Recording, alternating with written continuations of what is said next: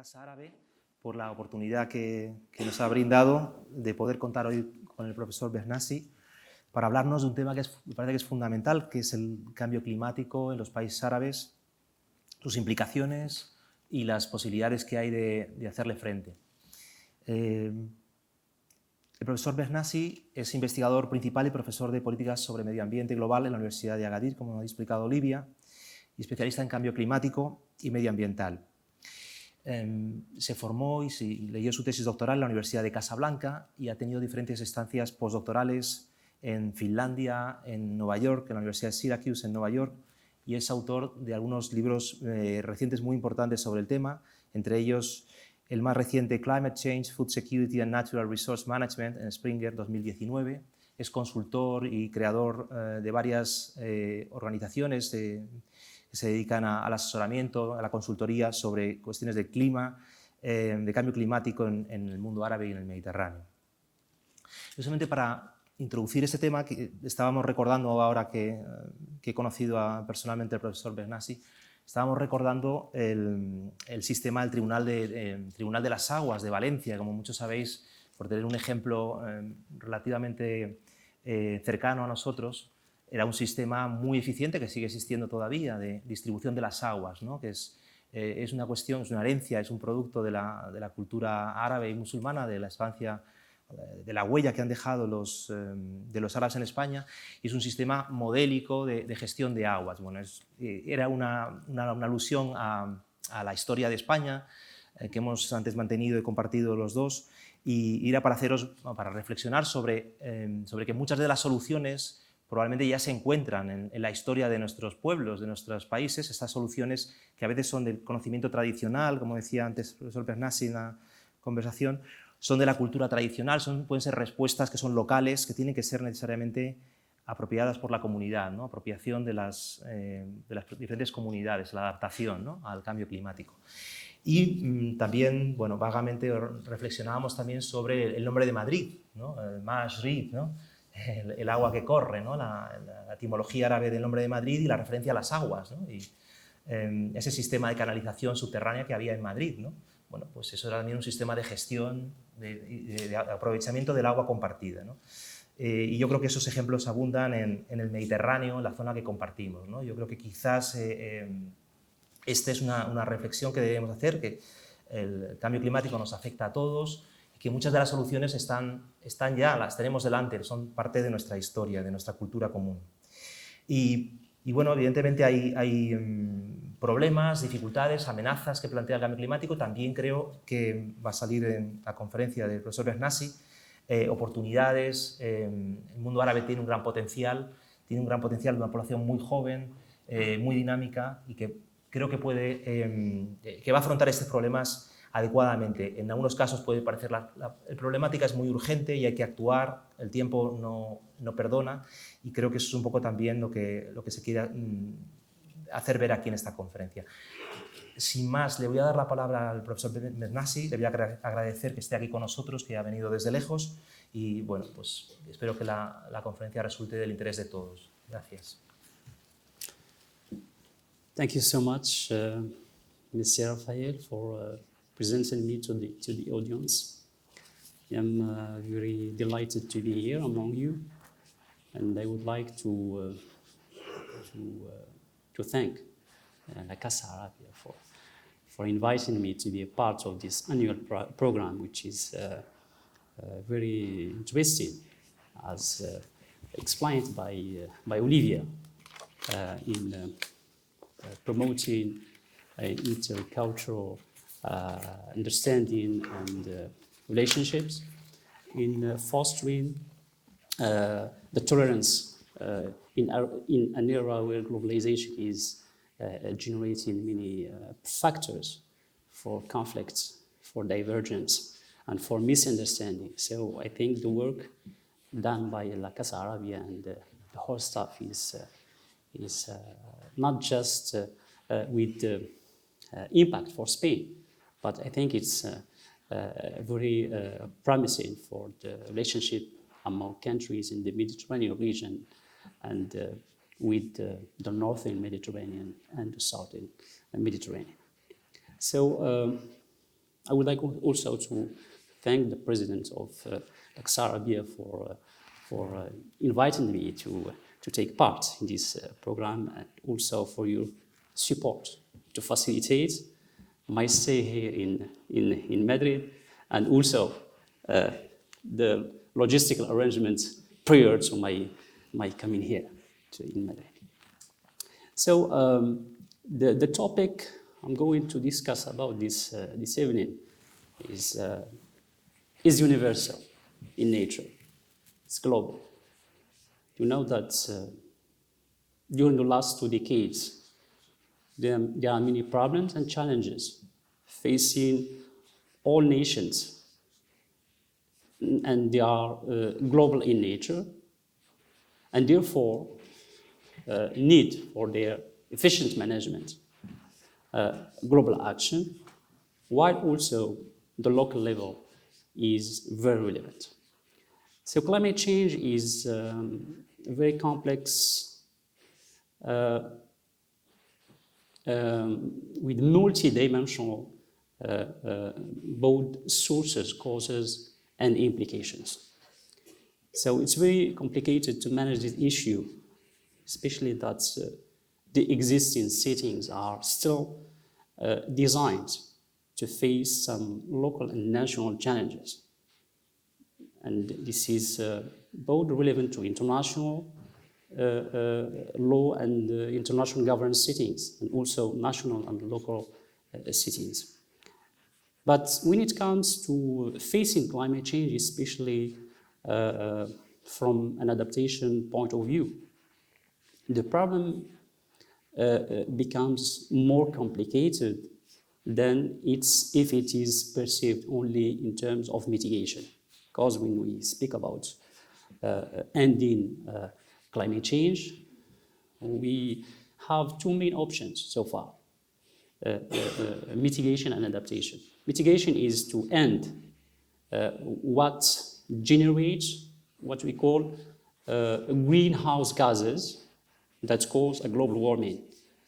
And this is very easy to do it because we know that the consumption of fossil fuels, deforestation, intensive agriculture and livestock, the declining capacity of carbon sequestration of the whole planet are key sources and key causes of climate change. So we can easily make an end to these different causes of climate change. But when it comes to adaptation, it's very difficult to agree about some common solutions, because adaptation is very specific to local communities, to local ecosystems, to different natural resources.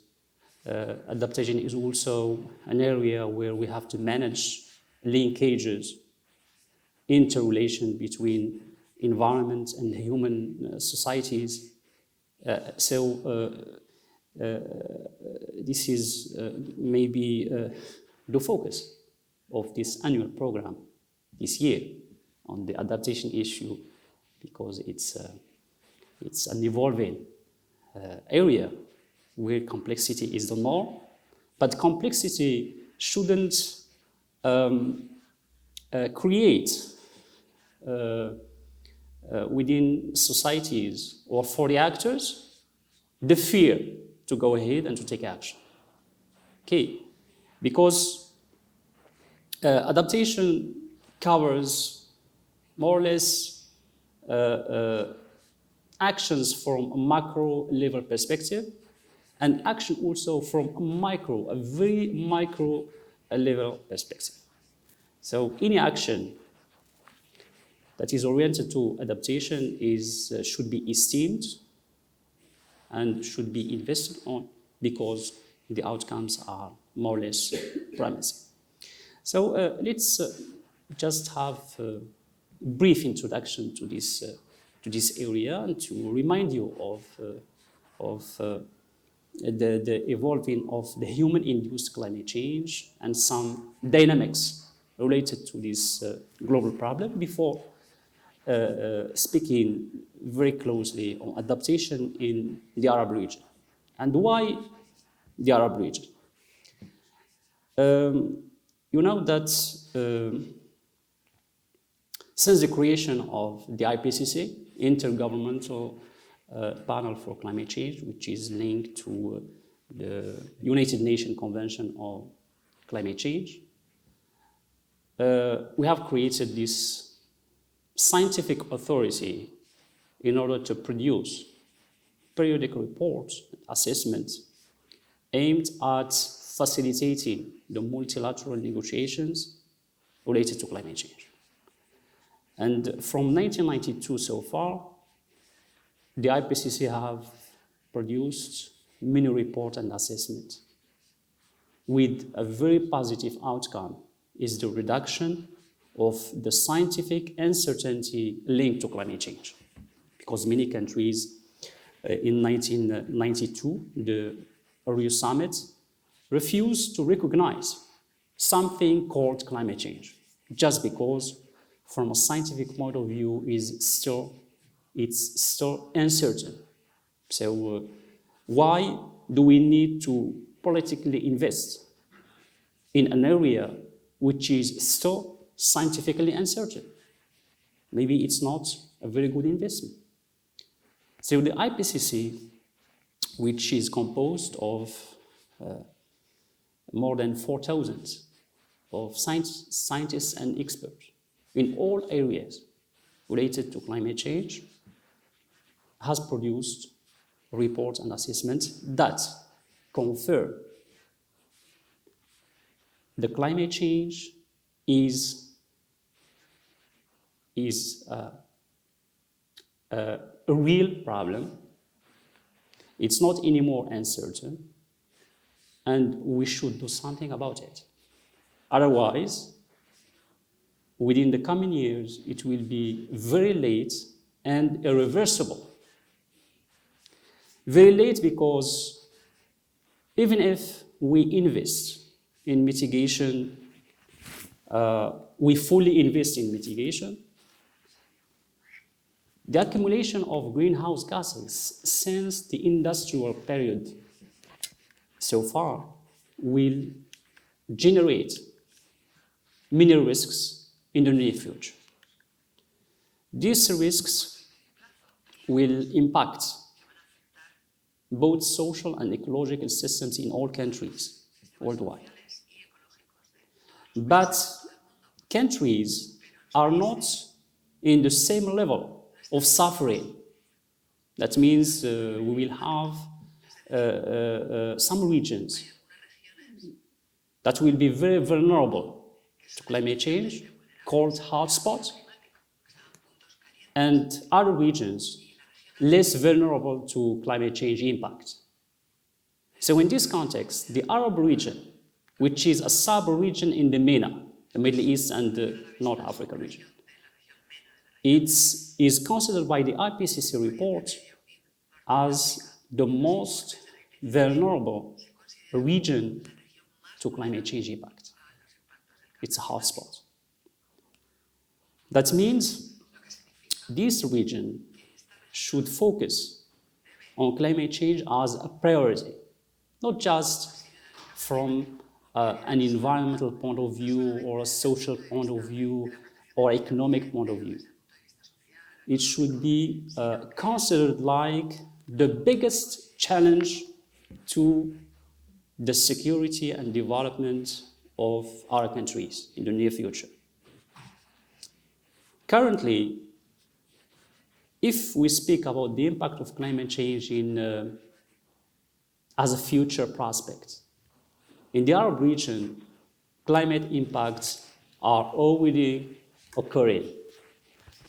That means in this region, we are already suffering from climate change. It's not anymore a future perspective. So from Morocco to Egypt, to Somalia, to Sudan, to Mauritania, etc. All these countries are suffering from climate change, and the impacts are touching everything. Economic sectors, human security, development, and even political stability. And this is maybe more or less strange for Western countries and Western population, because it's not very easy to link climate change to security in the developed world, because it's maybe in terms of perception, it's very difficult to give some robust evidence. In Arab region, it's very easy to link climate change with political security. So recently, there are many studies, research, that try to link climate change to many events happening now in the Arab region. In 2011, some studies linked climate change, links the what we call Arab Spring uprisings in Tunisia, Egypt, to climate change as an indirect driver. It's very difficult to say that climate change can directly affect the security area, but studies confirms that the indirect impact is more or less evident. Let's just have an example. Prior to the uprisings in Egypt in 2011, there was a very hard drought.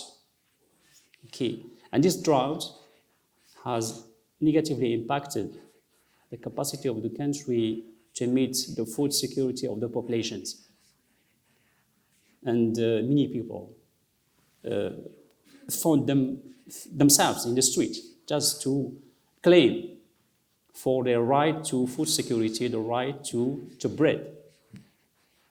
You can just notice among the many Rwandic social claims, many claims are linked to food security, which is a part of human security. In Tunisia, it was the same. In Sudan, the same. In many countries in the Arab region, climate change can be explained as an indirect factor behind the mass human displacement. Thousands and millions of people leave their homes, their countries, to seek human security, food security, access to natural resources in other regions, especially in Europe. So a large part of migration influx can be explained of the indirect impact of climate change. And in the future, if nothing is done to adapt with this evolving risk, the outcome will be very worrying for all countries, not just for Arab countries, but also for the neighboring regions like the EU. So facing climate change is not, by the Arab world, is not only a domestic affair. It should be an interstate affair and a key question, key issue in cooperation, international cooperation, within the Mediterranean, within the MENA, within the southern and the northern countries.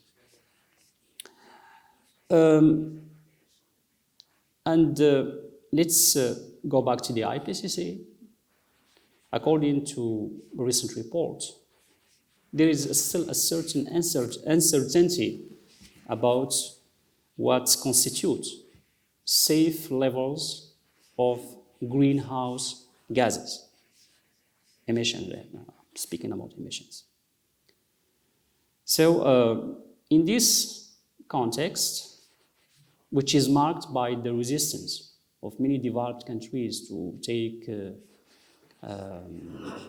substantial, promising actions related to mitigation. In the last COP 25 in Madrid showed that it's not easy to reach certain consensus about mitigation goals or technical and financial assistance to vulnerable countries when it comes to their adaptation policies. So far, there is still a deadlock in international climate action, which is explained by the resistance of many key emitting powers like USA, China, Russia, etc., to take action domestically and to help to assist other countries in terms of adaptation. They promises to sustain the adaptation actions in the rest of the world are not met so far, and this is really very worrying. So in this context, the Arab world or the Arab region should take action. They shouldn't wait for external assistance in order to start practicing adaptation. Adaptation should be done now, or it will be very costly to do it in the future. And I recommend you a United Nations Development Program report about the cost adaptation in Arab countries, where it was mentioned clearly that unless we adapt now, in the future, the cost of adaptation will be tenfold. And maybe some situations will be irreversible.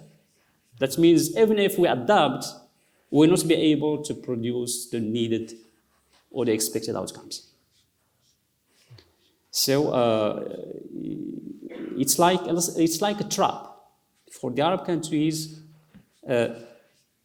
Either they should take action or they should maybe delay action. But in both cases, it's costly. Okay. Alors, we know that the Arab region was, in the past, was more or less a region which is used to a climate variability. And they had the potential to adapt to this variability and to limit, to reduce its impacts on its development, stability, security, and so on. But the pace of current climate change is extending, is overcoming the capacity of Arab countries to adapt according to past practices. So this potential is declining, and even if these countries are, for instance, investing in some other areas, for instance, energy development, agricultural development, tourism, etc., without investing in adaptation, the outcomes of all investments may be compromised in the future, because climate change will be a factor which undermines the capacity of the Arab regions to achieve the SDGs, the Sustainable Development Goals.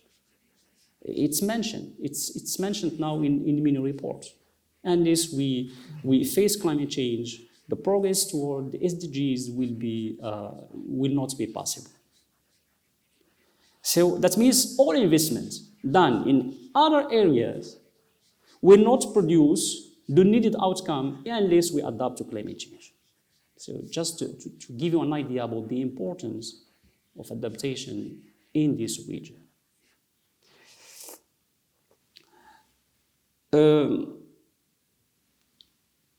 To understand the links between climate change and human security and development in the Arab region, I'm going just to give you some areas where these linkages are very clear and evident.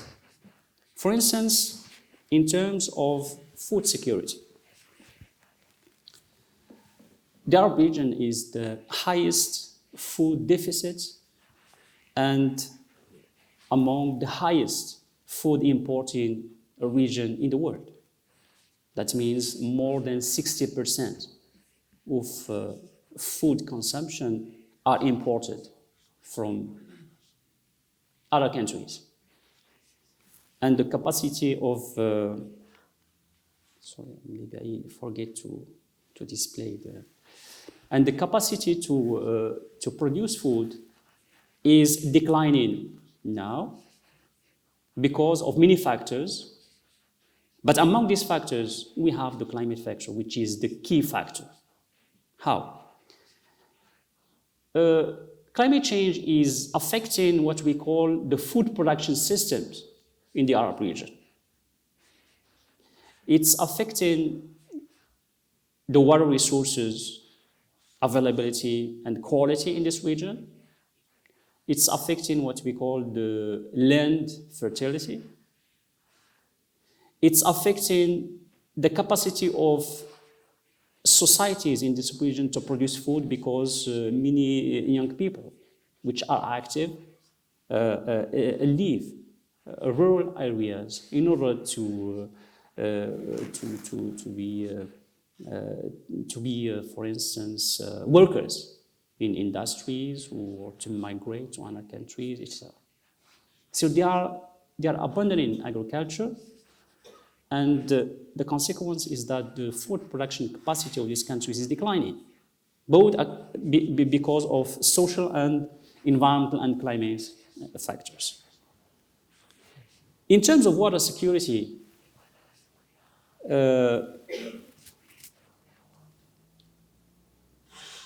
climate change is affecting the water security in the Arab region in multiple ways.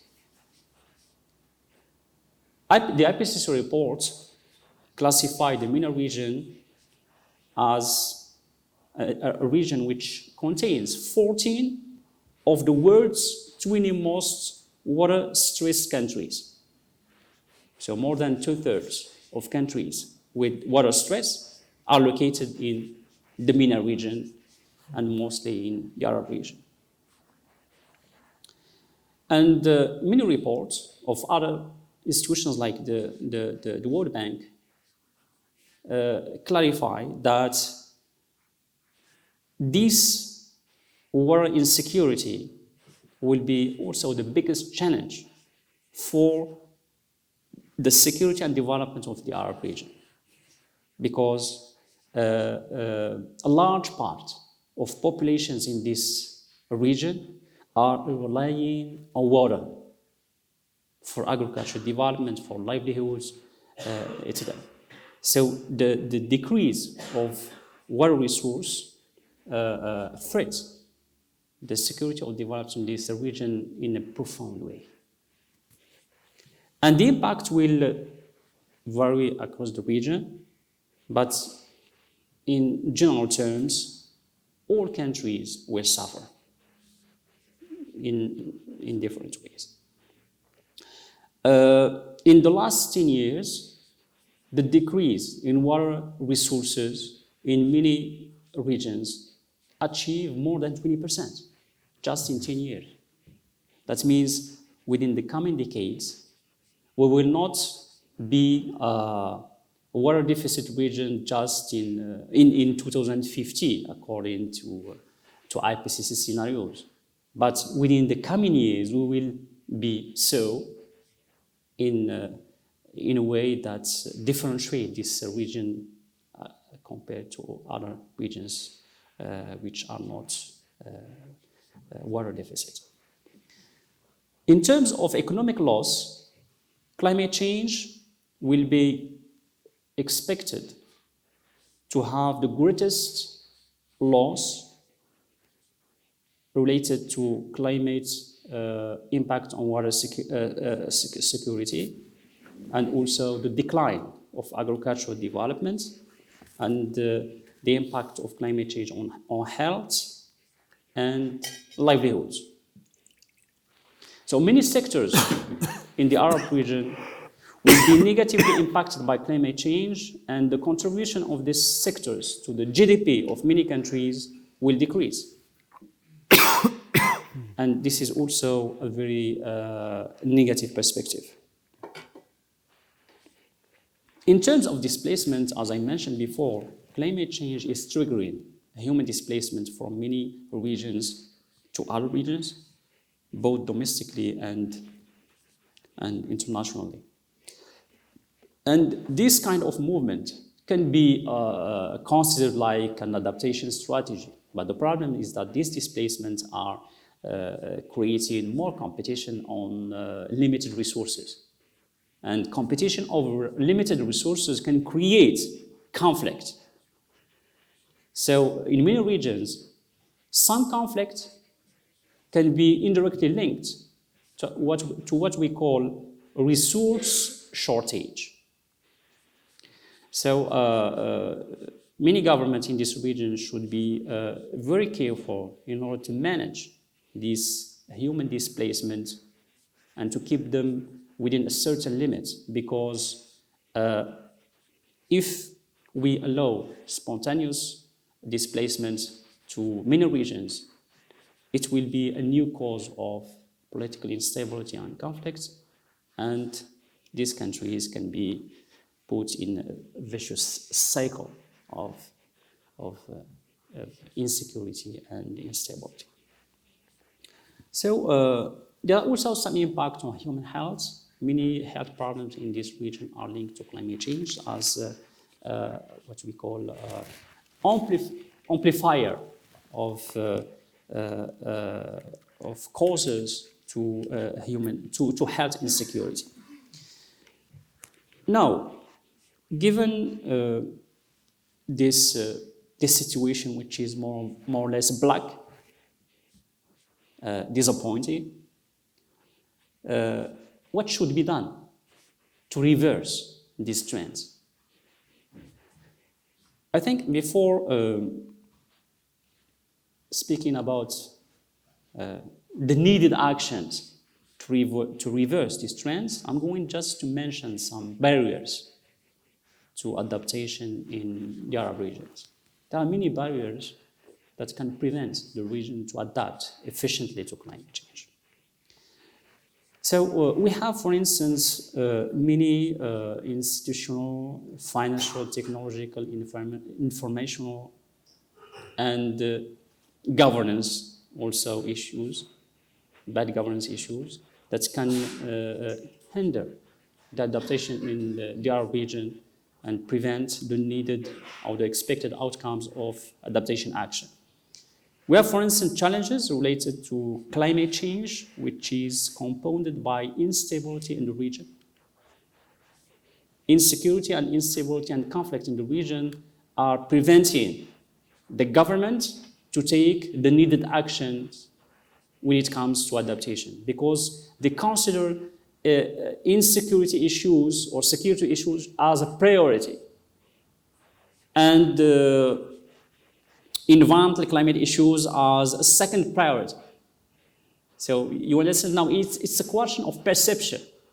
How political leaders, how decision makers perceive the existing and current challenges.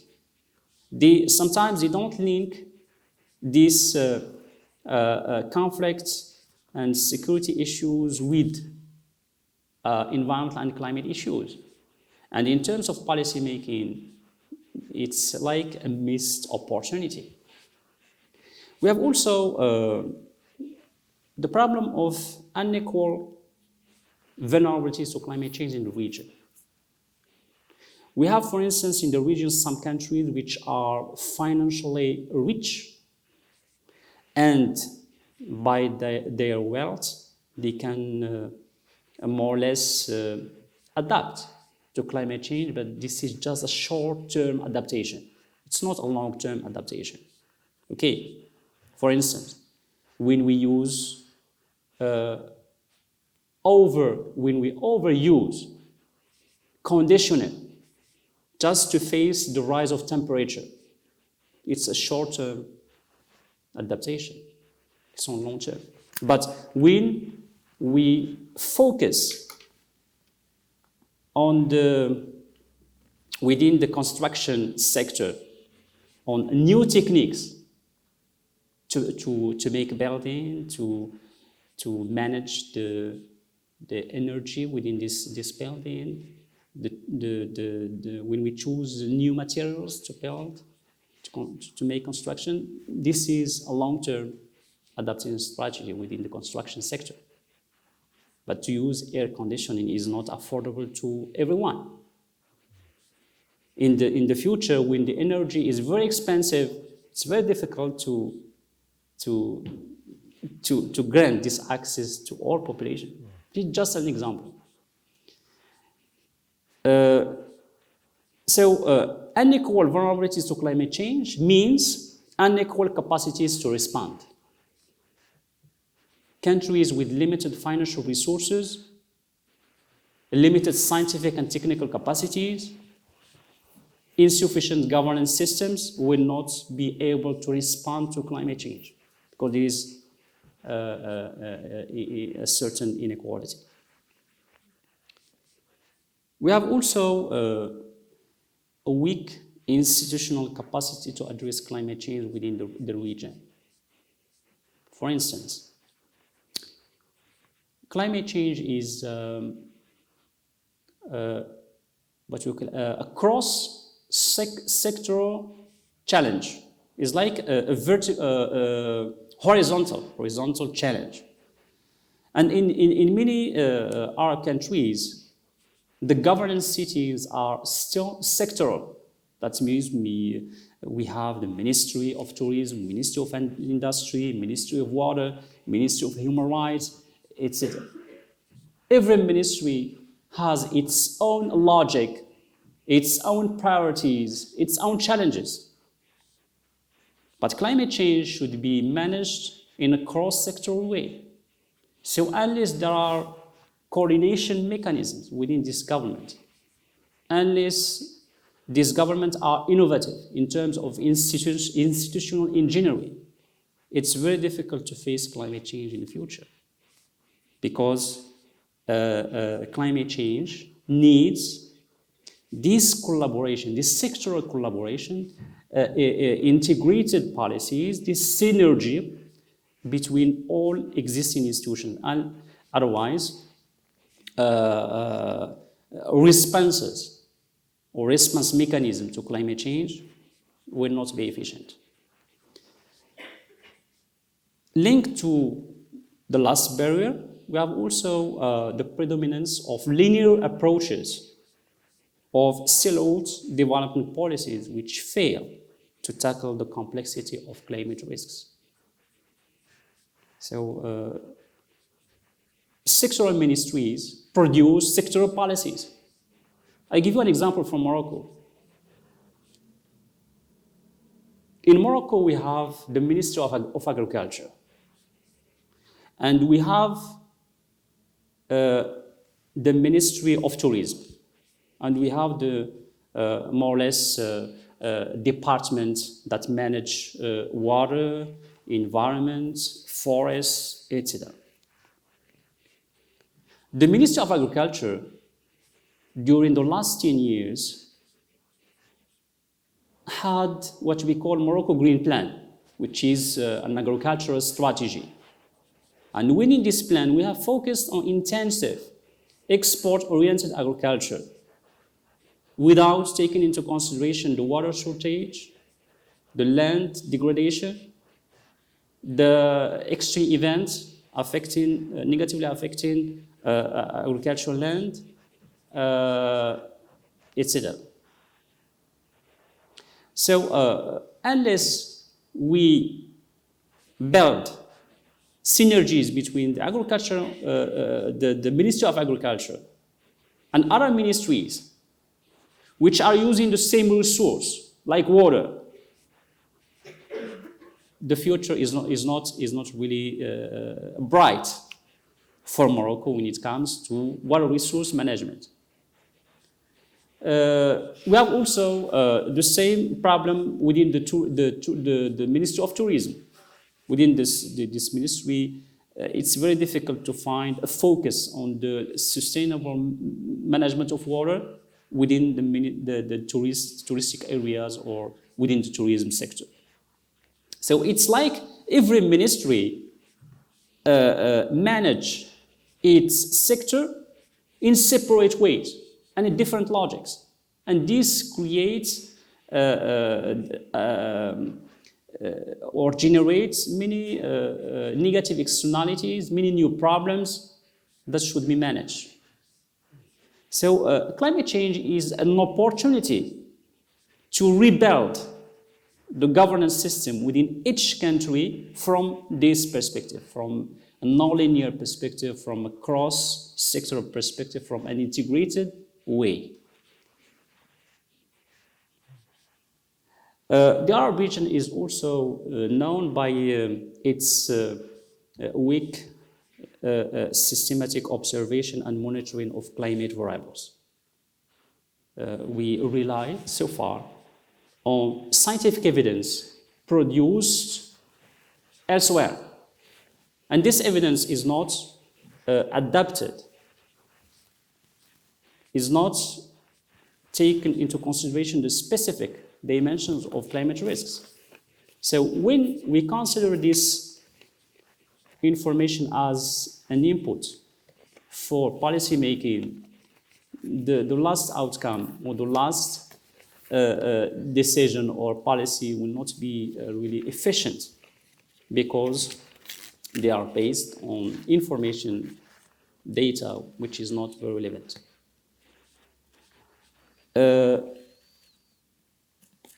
There is also poor awareness and limited perception of the severity of climate risks in many Arab countries. So this misperception or this limited perception of climate risks will give birth to decisions or policies which are not properly designed or implemented. So my last parts, because maybe of 5 minutes, okay. So what should be done from a policy making perspective? Let's keep hope, because there are many countries who are doing good when it comes to climate mitigation and adaptation.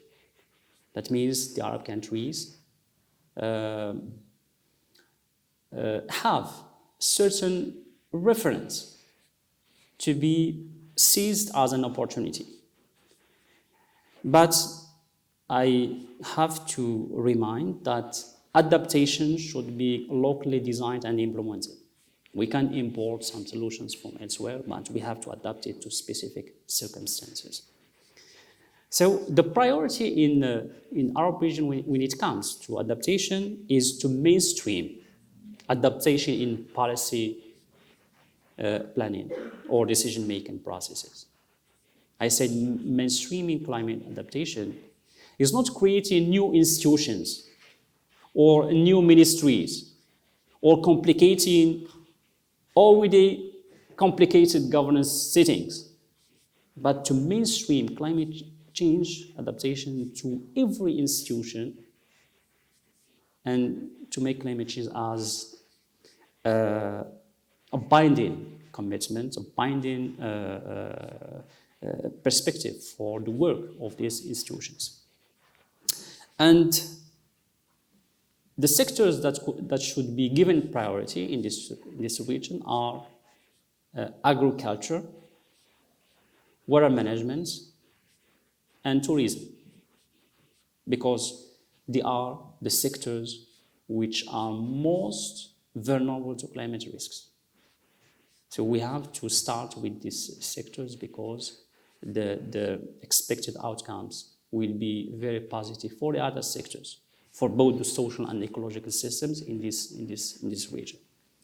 The second priority is to diversify agricultural policies. Why I am mentioning again agricultural sector?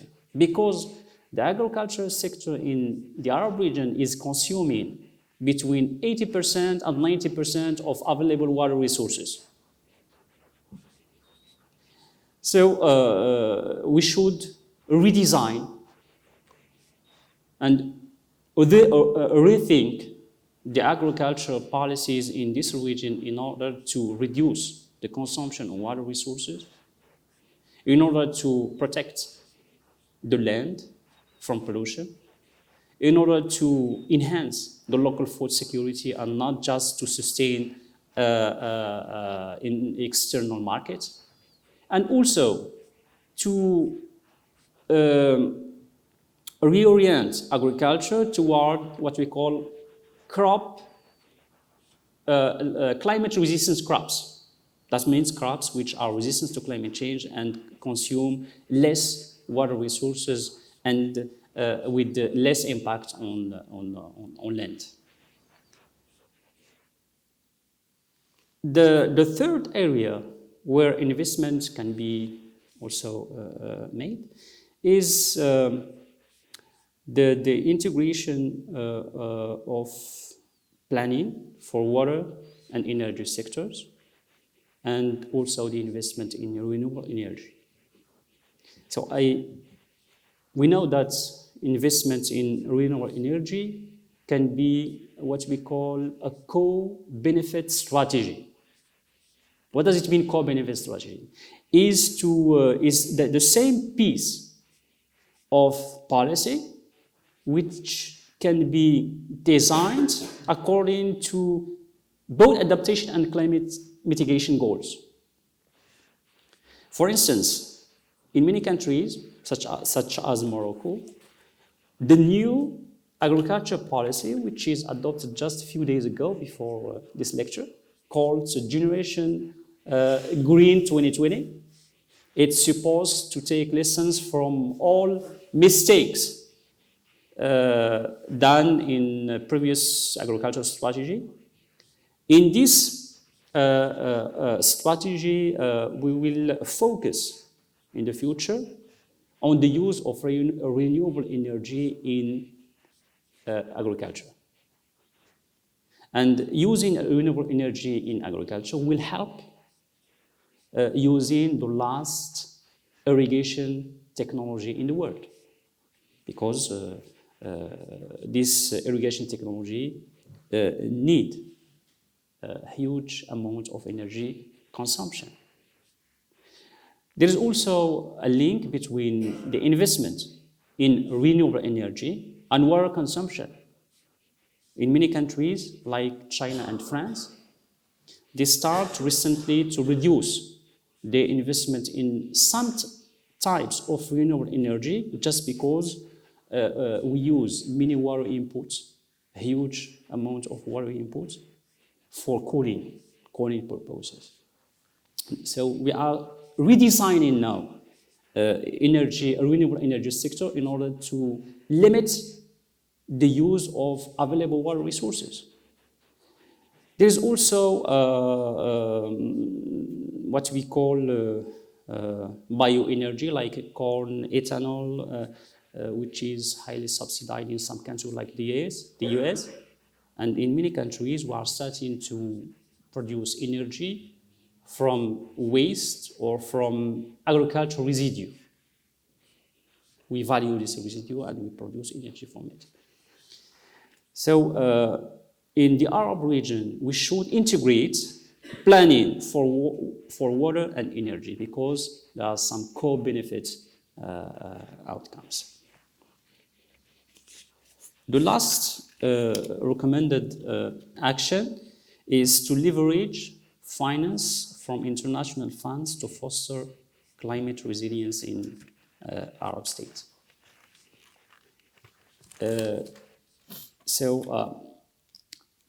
I have included this last action, which is, in my opinion, very important, especially in the first stage of adaptation. The Arab countries don't have sufficient financial resources for adaptation purposes, except some Gulf countries. So Arab countries should benefit from existing funds, international funds, dedicated to adaptation. But these countries so far are not equipped and they don't have the needed capacities to benefit from these existing funds. The problem is that many developing countries in other regions, not the MENA, are benefiting from these funds in a robust way.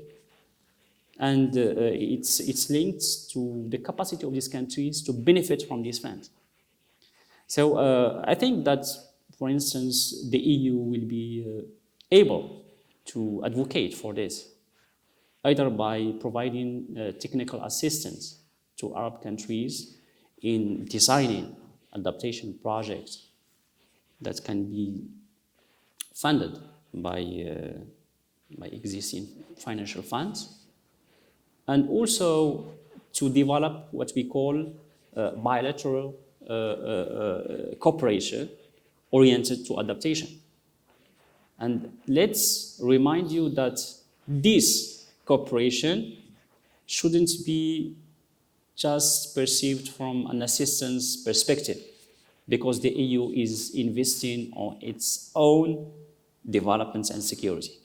Okay, the links between the EU and the Arab region or the southern Mediterranean countries are strong. There are many cultural, political, economic ties, and we shouldn't give the opportunity to climate risks to create a certain rupture, demarcation in this area, and to create like virtual walls between the EU and the Arab world, because it's not productive for the both regions. As a conclusion, I think that